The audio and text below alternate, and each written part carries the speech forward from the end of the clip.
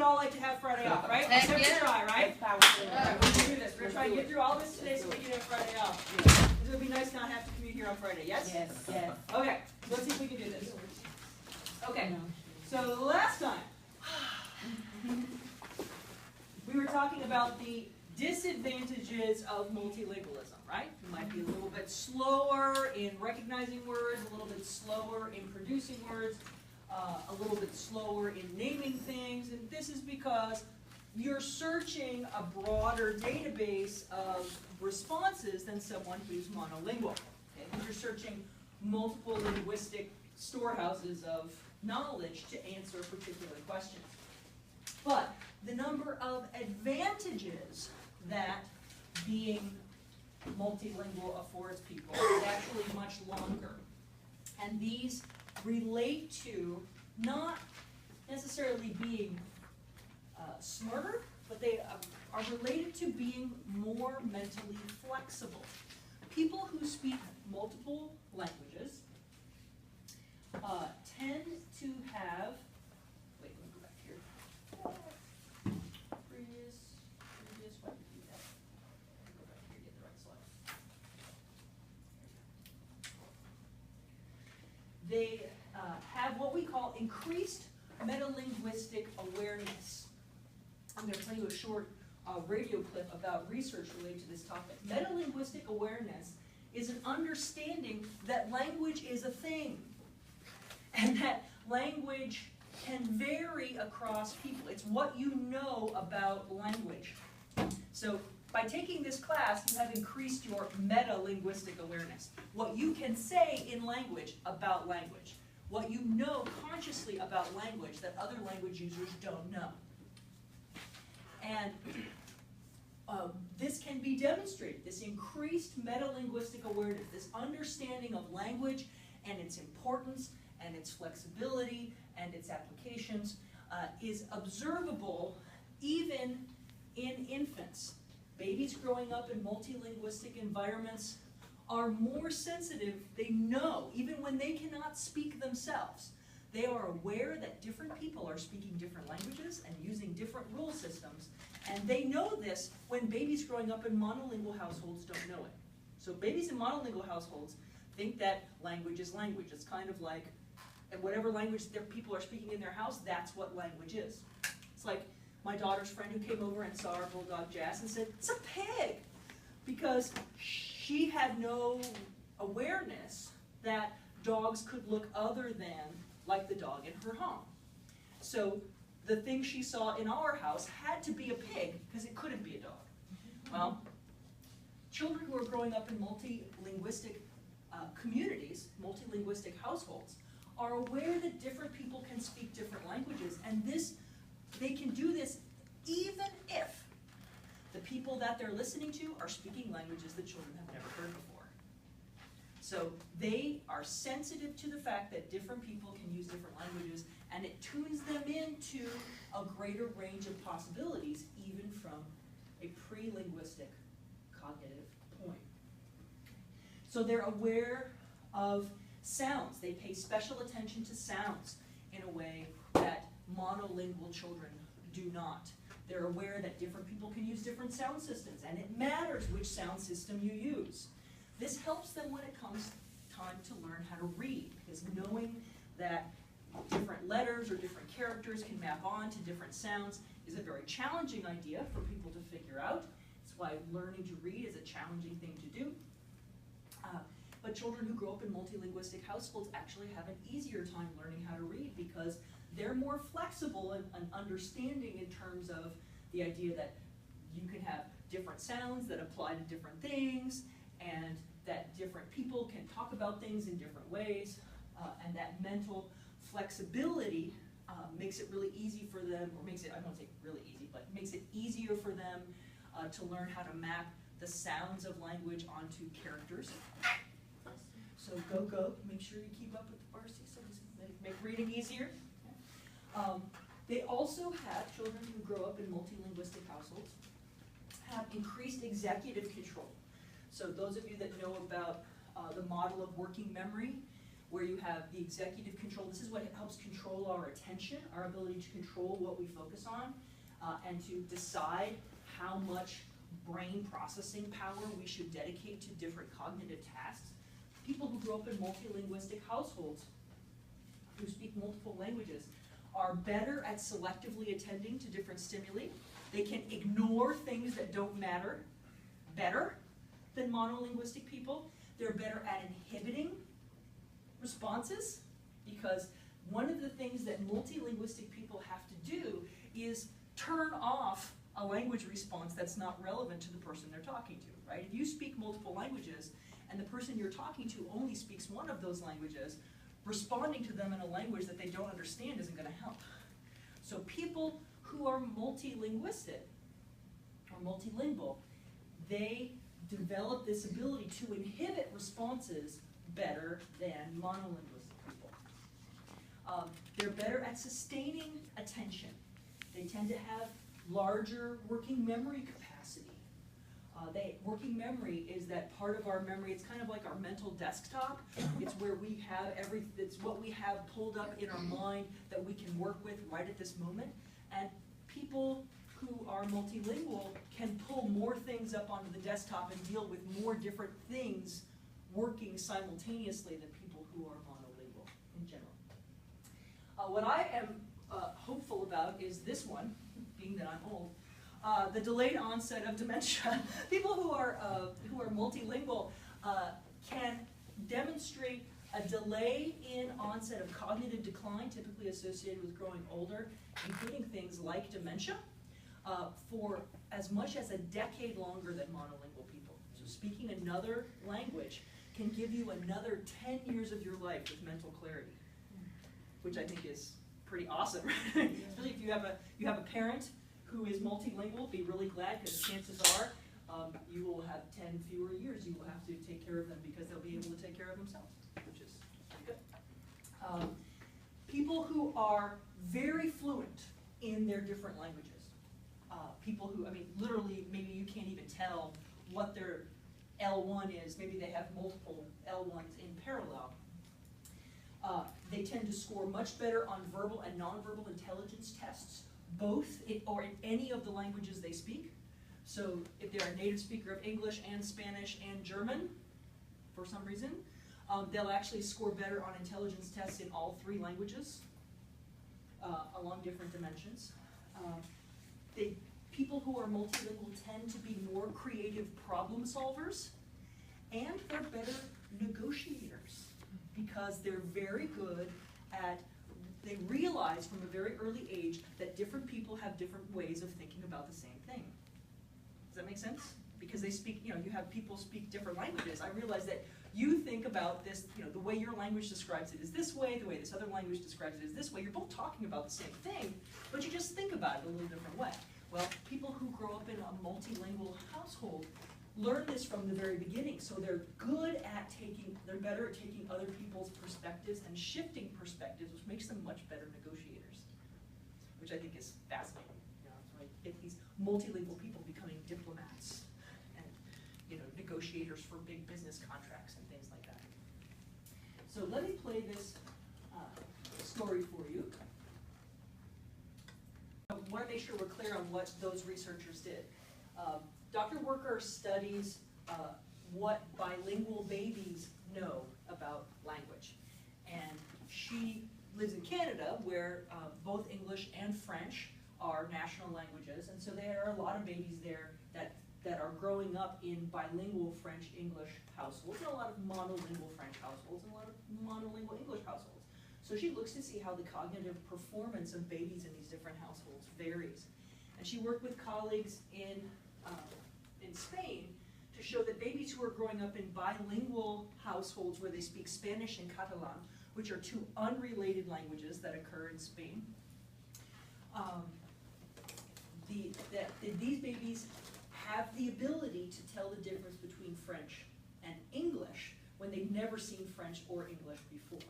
Now, they're not listening to these languages at all. All they're doing is watching videos of women who are bilingual speak sentences in English and sentences in French, and the sound is turned off So these babies aren't hearing differences between the two languages. They're just seeing differences in what the women's faces are doing. And the babies who were growing up in bilingual households at 8 months of age were able to tell when the women shifted from English to French, whereas babies who were growing up in monolingual English-speaking households couldn't tell. So by 8 months of age, remember that's the babbling stage, right? That's where children start to show communicative intent. That's where they start, we see signing babies starting to be able to sign, to use language. These babies are able to tell when people are speaking different languages, even if they're not languages they know. They're that much more sensitive than the monolingual children. So they're able to sense, to perceive differences in what people are doing in a way that monolingual children aren't.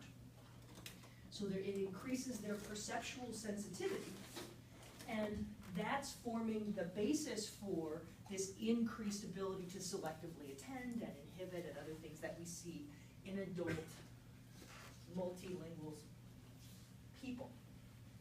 Okay.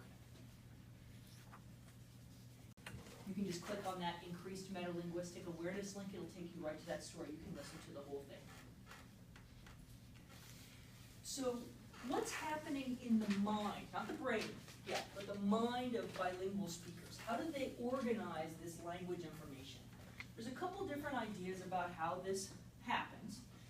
Some people have argued that people's knowledge about their different languages are separate. So we kind of have a language, an L1 processing system and an L2 processing system, and they're separate from each other. Others have argued that there's just one language processing system, and we access it using the different languages that we know. So maybe I know the word, I have this concept for a thing that is a pet that goes meow and likes tuna and chases mice, and I can access that with the word cat or the letter C-A-T, or I can access it with the word neko and the characters neko or the kanji for that. So I can access it using different routes, but the concept, the conceptual knowledge is all in one place, and I'm just basically marking the concepts with multiple tags that allow me to access that information. And the research suggests that in fact it's this model on the right that's correct. People who are fluently bilingual appear to have access to both of their languages simultaneously, especially if they're used to regularly using both. So for example, it's not that they have to suppress one and interact in the other all the time, but if they're used to having to shift back and forth all the time between the languages, you know, they might walk into one shop and use one language, walk into another shop, use another language. They really do have this kind of broad conceptual linguistic knowledge that they simply just tag with different things depending on which language they need to use at that time. We have data from cross-linguistic priming. That's where I can show people words in one language, and it actually helps them think of words in another language, showing that they've actually connected those things in their mind. So there's a kind of, if you, do you know about priming? It's where hearing one word makes you think of another word, or one concept makes you think of another concept. Like if I say peanut butter, you say jelly, right? Okay, what I did was prime you to say jelly by saying peanut butter. Okay. So they can do this, but not just in one language, they can do that across languages. And the speed of response is the same. So they can do it within one language or across languages, and we see the priming effect is comparable. They're able to perform what we call lexical decision. You can show them a string of characters, letters on a screen, computer screen, and ask them to tell you, is that a real word or not? And they're comparably fast to tell you, regardless of the language you presented it, if they know both languages. So they're not, you know, you might be conducting the experiment in English and showing them words in English and Russian. They're just as fast to recognize words that are real words in Russian as real words in English. So it's not that their Russian is turned off because you're talking to them in English, for example.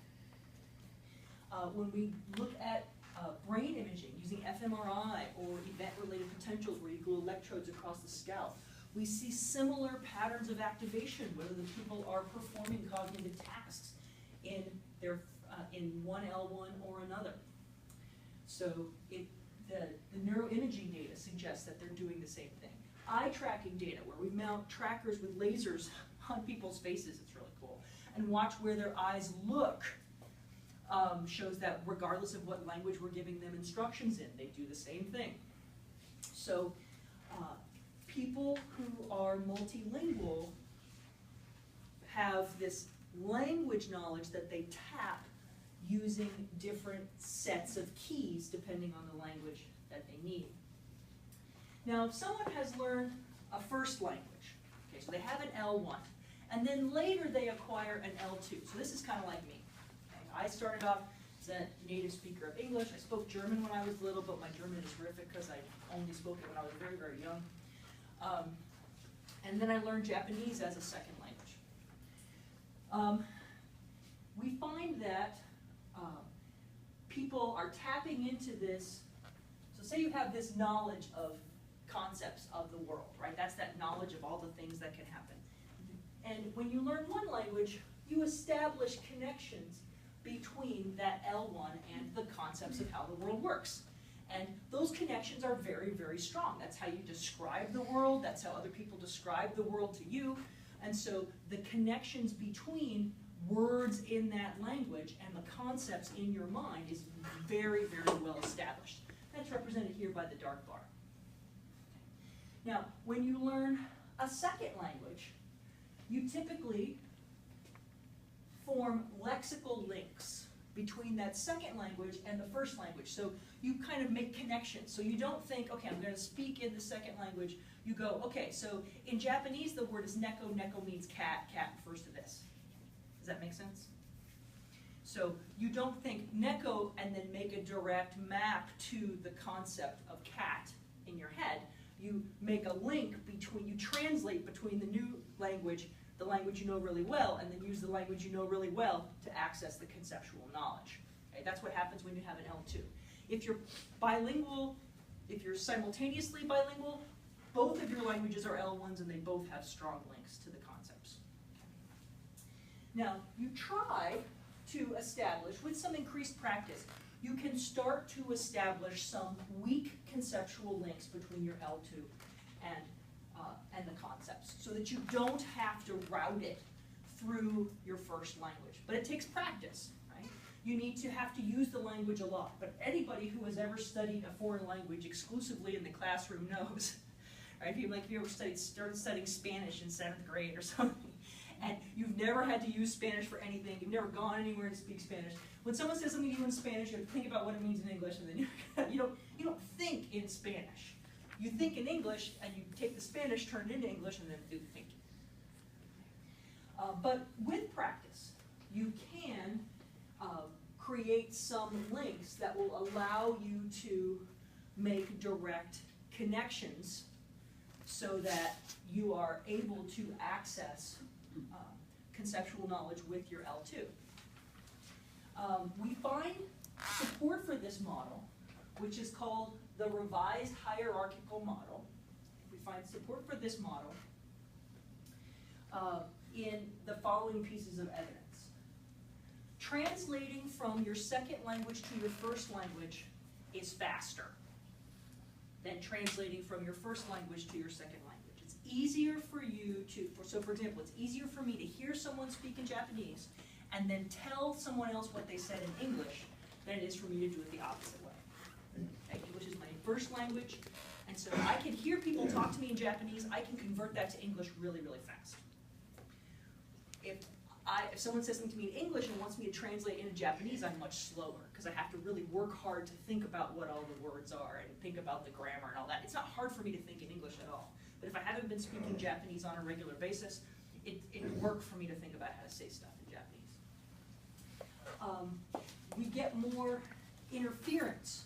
So it's harder for me to think about the right meanings. When I think in English, all of these different connections that I have formed throughout my lifetime are activated when people say words to me. And I don't have that same range of connections. So a lot more, I think about more semantic connections when people speak to me in English than when people speak to me in Japanese. And so it makes it, I get more interference from other ideas trying to get in the way. Because when someone says peanut butter, I think jelly. I don't think of what you would eat with peanut butter in Japanese, right? So there's more interference in my thinking when I'm hearing things in English and trying to translate them into Japanese.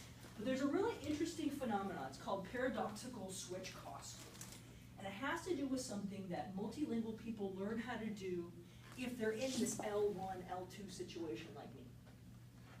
And that is, we learn how to inhibit our first language so that our second language can get stronger. So we intentionally try to shut off access to our first language so that we can build the connections we need for our second language. So when I was living in Japan, I lived in a rural area where nobody spoke English. And it wasn't helpful for me to speak English at all, ever, because nobody could speak English. So I had to speak Japanese all the time.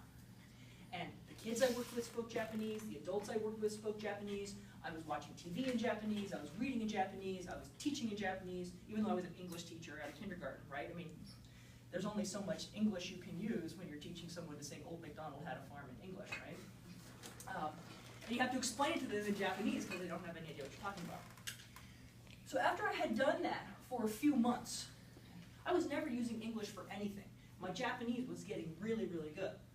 And I had to call my mom. This is back a long time ago, right? I'm 19, back a billion years before when everybody had cell phones and you actually had to call people and write letters because there was no email, right? I had to write letters and it would take 2 weeks to get there and 2 weeks to get back, right? It's not airmail, right? And so I called my mom, collect, because I only got to talk to her like every couple of months. And I called her, and I did the whole thing, you know, networked the whole call back to the States. I'm talking to my mom, and my mom says, Kim, talk faster. This is really, really expensive. And I was like, I am talking fast, right? I literally could not think of English words because I had been engaging in the inhibition that facilitates the development of my Japanese, which is what I needed in that environment. And so you get this paradoxical switch cost where changing from your L1 to your L2 is easier because it's easy for you to jump over into your L2 because you're always trying to access it because you're trying to build it. But once you've been working in your L2 for a while, the only way to really make that effective is to slam the door on your L1 so that it quits interfering, right? Because it's so powerful. So you basically do all of this hardcore mental inhibition to keep your L1 from getting in the way so your L2 can develop. And literally, like trying to turn your L1 back on once you've shut it off is really, really hard. She said that conversation was the most bizarre thing she ever experienced. She was like, you don't speak English anymore. What's wrong with you? Like, you've only been there for a few months. What's wrong with your English? And I was just, and I remember sitting there trying to think of the word for chair, and I could not think of the word for chair. You know, I couldn't think of just really basic words because I had shut down my English as much as possible so that I could survive in this totally non-English speaking environment. So a way that we think about the multilingual mind now is kind of in this funky iceberg analogy, where you might have on the surface what appear to be two separate, distinct languages, but underneath they're relying on a common proficiency, a common operating system, that language is language is language, and it might manifest in different ways, but the brain and the mind are actually thinking of these different languages as accessing the same system underneath. And we see that when you speak languages that are very similar, so say you speak French and Italian or French and Spanish, these are related languages where the words are very similar.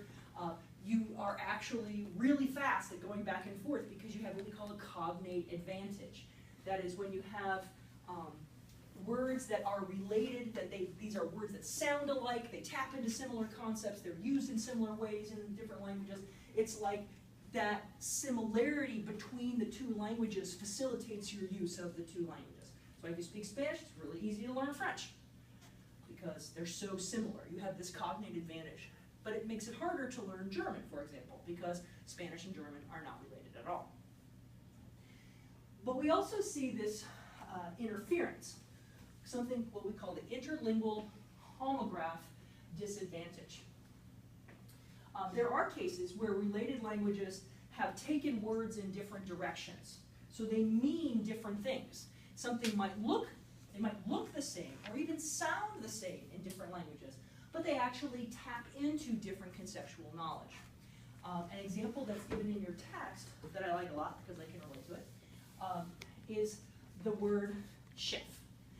Chef in English means somebody who's a really good cook, but in German it's related to the English word chief. It means your boss at work. So it's people who are German-English bilinguals actually are slower to respond to words like this because they're actually getting multiple responses from their different languages about what the word means and how it should be used, as opposed to words in related languages, those cognates, where they're basically meaning the same thing, sound really similar, and they're actually getting support from their two languages for processing the word. So if your two languages conflict in what they think a word means, you get a disadvantage. It makes it harder for you to recognize the word. But if your two languages agree about what a word means and how you should use it, you'll actually be facilitated in recognizing that word. So this would only work if both languages were online all the time and interacting with each other. If the two languages were separate and in non-interacting systems, you wouldn't have this problem. So let's talk about the brain now. What do we know about the brain? Well, it turns out that people who are bilingual, if we watch their brain process one language and then process stuff in another language, basically the same areas light up.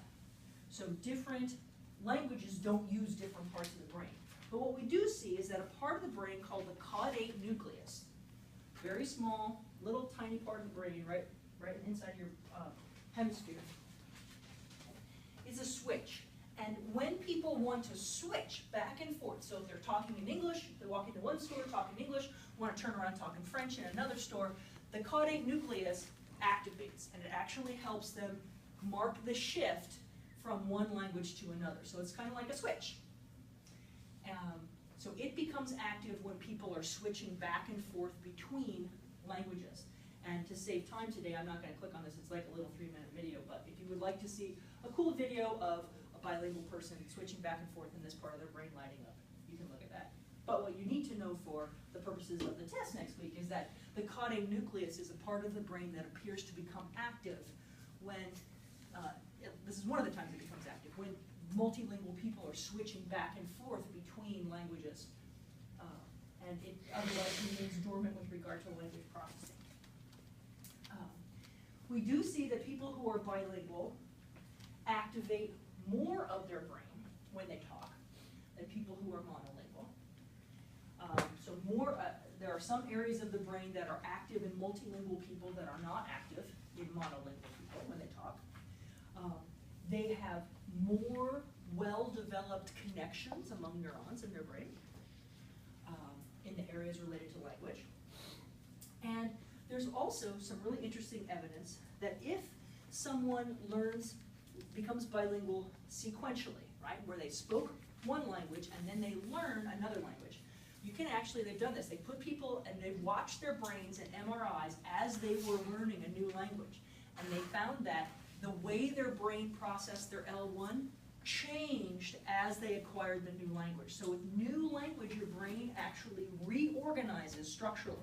Neurons form different connections and use different connections than they did when you were monolingual. So it actually changes the structure of your brain. Here's some images, just as an example. Here's a bilingual person if someone is just talking.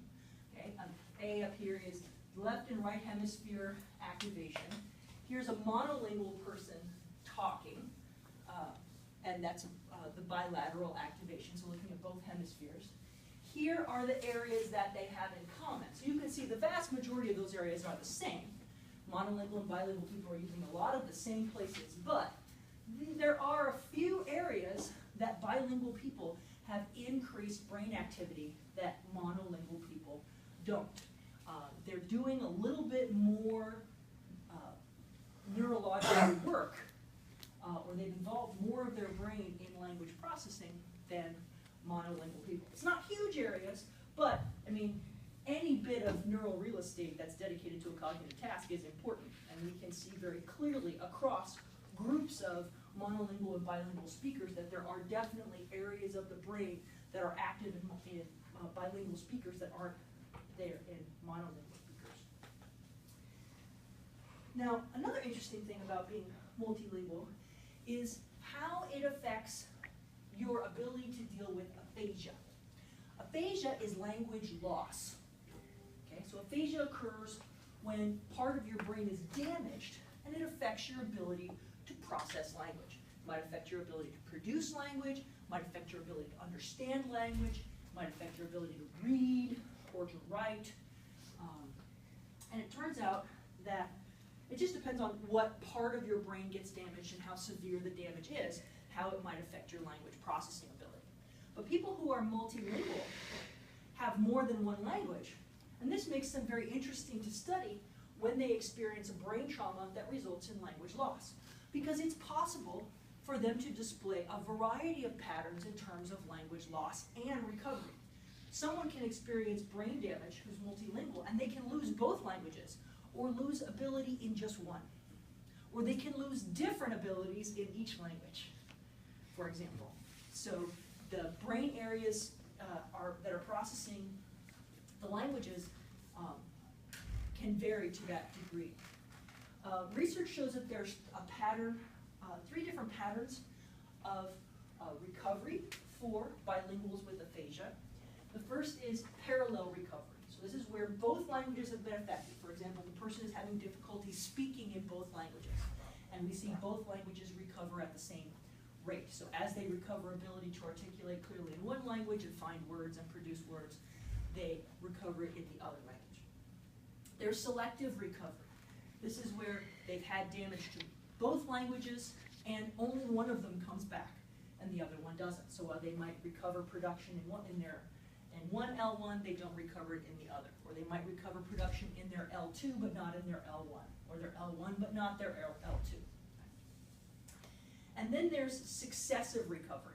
This is where both languages eventually recover, but they don't recover at the same time. You actually have to build up one language and then use it as scaffolding to help you recover the other. And I have a cool video that I want to show you of someone who experienced a shot. He was shot in the head. He was bilingual in English and Spanish. Spanish was his first language, English was his second language. And when he began to recover, he was experiencing this successive recovery. His Spanish, which was his L1, was not coming back, his English was. So this is actually looking at researchers and speech therapists who are trying to help him recover his L1 through his L2.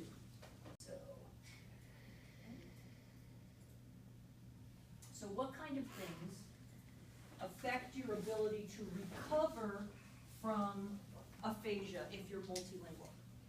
There are 4 factors. First factor, pre-morbid language proficiency. So you're more likely to be able to recover a language that you spoke fluently than one you spoke only superficially. So if I experienced brain trauma that affected my language ability, the language would be hardest for me to recover is German, because that's the one I'm weakest in. Japanese would be next, English would be last. I have the best chance always of recovering my English because that's my strongest language. The age of acquisition matters. So if you learned your L2 when you were 4 or 5, you're going to have a better chance of getting it back than if you learned it back when you learned it when you were 45. So the earlier in your life you learned a language, whether it was your L1, an L1, or an L2, the better chance you'll have of recovering it, because it's more a fundamental part of the structure of your brain. the earlier you learn it. The post-morbid level of impairment, what that means is how much loss there was as a result of the injury. So if someone has half their brain blown out, they're not gonna, I mean, part of their brain is gone, right? I mean, there's a huge amount of injury there. That's gonna be really, really difficult to recover. Of course, not just language loss is gonna be a result of that huge injury. But the less injury you have, the better chance you have of recovering. Makes sense. And then the location of the lesion. So wherever the lesion is, right, some places in the brain are more closely connected to language processing than others. If you get damage in your left hemisphere, you're going to have a much harder time than if you get damage in your right hemisphere, because the left hemisphere does more fundamental language processing than the right hemisphere. It's also true that if you have lost a lot of language ability, so say you have a big part of your left hemisphere taken away, it's going to be really hard for you to recover because you've lost so much ability, and because both of your languages rely on a common system, it's going to be hard because you may not be able to recover that L1 stuff to help you build the L2 stuff up. Yeah? So then with the premorbid language proficiency and the video example of that man, would that be saying that even though he was bilingual in both, that his Spanish was actually weaker, maybe because he was in America? He'd probably been doing a lot of inhibiting, right? Although my guess is that he lives in a bilingual community where everybody speaks Spanish and English all the time. It just so happens that where he took damage affected his Spanish more than his English, but because Spanish is his first language, he has a better chance of getting it all back. Okay. If he had had a reverse problem, he would have maybe more challenge speaking Spanish. But I would bet, listening to his proficiency, that he probably started speaking both languages really, really early. Chances are his parents are native Spanish speakers, and when he started to go to school, he learned English. So he's been speaking both languages a long time, but still Spanish is his first language. He'll get it, but I mean, the amount of progress, and he was having real difficulty accessing words in Spanish, but just after 3 weeks of daily sessions, he's getting some words back. So he's going to get it back. So if you are monolingual, or know someone who's monolingual, and you're thinking, oh man, I totally want to know another language now because it's really good for my brain. Or you want to help somebody, you're multilingual and your friend's like, I want to be multilingual too. What do you do? Well, adult second language acquisition is quite different from child language acquisition. Children's brains are designed to acquire language, to figure language out. And the older we get, the less plasticity we have in our brain. The reason we say you can't teach an old dog new tricks. Well, you can teach an old dog new tricks. It just takes a lot more treats, a lot more patience. Okay? And there are some things that an old dog will just never learn as well as a young dog. And that's okay. It just means that we are less able to learn new ways of thinking and to restructure neural connections the older we get. We get set in our ways, literally. Our brain gets set in how it's structured and doesn't want to change very much. So because we lose flexibility, particularly in procedural memory. Procedural memory is automatic muscle memory for how you do things. Like when you drive a car, all the things that your body does to drive a car, especially if you drive a stick shift, you don't think anything about all those things you're doing as you're driving. The ability to form new procedural memories, new automatic memories of how to perform complex sequences of tasks is harder the older you get. So in language, it has a ton of those, right? Think about all the muscle things you have to do in your mouth to say stuff, plus all the stuff you have to think to get those words out. And learning to do that in a new system is harder the older you get. Doesn't mean you can't do it, it just means it's going to take a lot more treats. And the entrenchment of the first language, when you've only spoken one language for 30 or 40 years, trying to learn a new language is going to be even harder because you've lived your life, a whole adult life. If you were back in medieval days, you'd be old and ready to die at 40. Right? You've lived a whole life with one language, and your brain has worked in one language. Trying to restructure it so the new language will work is going to take extra effort. It's like if you've lived your 40 years eating a really unhealthy diet, then you find out you have to get healthy. You know how hard it is, right? It's like vegetables, or whatever. You have to exercise. What? It's hard to change your life. So immersion is not always the best way, but it can be extremely effective. Putting yourself in a situation where you have to use the language because everyone around you is using it, you're hearing it, you're seeing it, you're interacting with it. That's how babies learn language, and that's how our brain is designed to acquire language.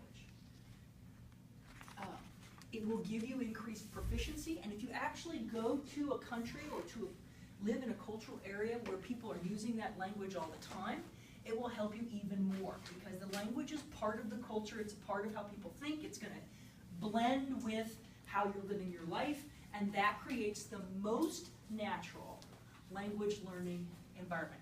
So I was really lucky to learn Japanese that way. I learned my Japanese mostly teaching kindergarten, which means I got to learn language with 3, 4, and 5-year-olds, surrounded by adults who were used to talking to people who were 3, 4, and 5 years old, which helped a lot because that's kind of like what I sounded like when I was speaking Japanese, like I was 3 years old, and very patient, and the kids would repeat things over and over and over because they could not imagine that I didn't understand everything perfectly because I was an adult, so they just thought I was playing the game.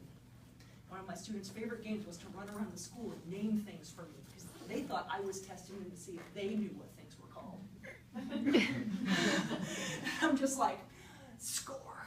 Yes. So I strongly recommend becoming a kindergarten teacher in a foreign country to learn a foreign language. It's probably the best decision I ever made. All right, so that's what I have to say about multilingualism. I officially give you Friday off.